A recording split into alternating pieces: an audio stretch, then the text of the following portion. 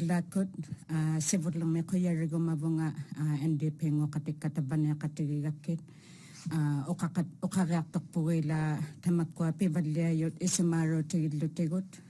Piluak timay tamakwa liberokot. Ato agangit angon sunanan ko.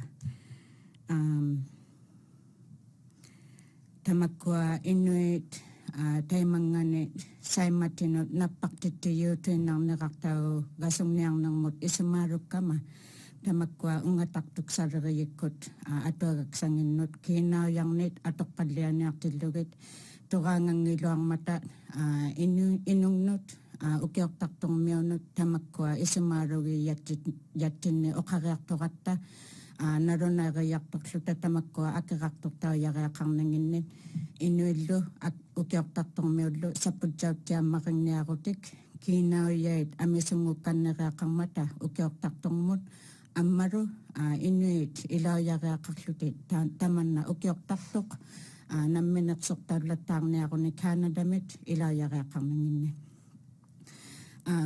Good morning. I introduced myself in Inuktitut about what we're speaking with regards today. We're very concerned about the Liberals' policies on defense, and that's what we're raising in today's presser. Since the 1950s, Arctic sovereignty policies will not be repeated. Inuit were relocated to places like Grisfjord, Resolute, and all other communities that I represent. Inuit were made to be human flagpoles in the name of Canada. Inuit were lied to in the name of Arctic sovereignty. Liberals repeatedly make major announcements in impacting the Arctic with a lack of consultation and cooperation with Arctic and Indigenous communities. Decisions about Canada's Arctic need to be made through cooperation, meaningful consultation, and consent. I am pleased with the announcement regarding the Junior Rangers program, as it will have a positive impact on young people in the Arctic communities, but it is not enough. Carney's defense plan, announced on Monday, relies heavily on the Arctic without investing in the people of the Arctic.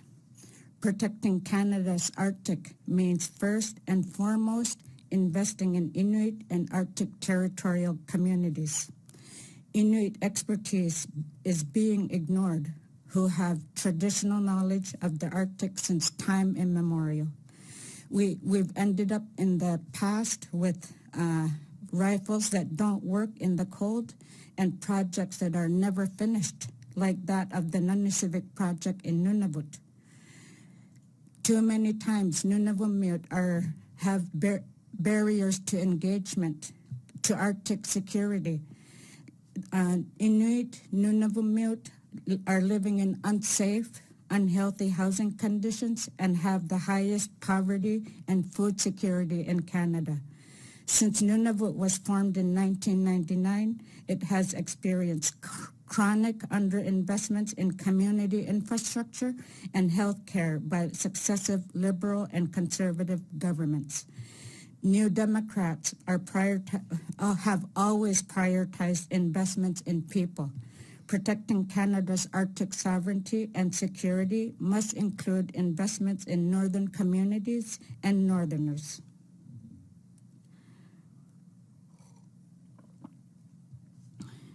There needs to be investments in ensuring that students can go to school in better schools so that they can feel pride in going to school.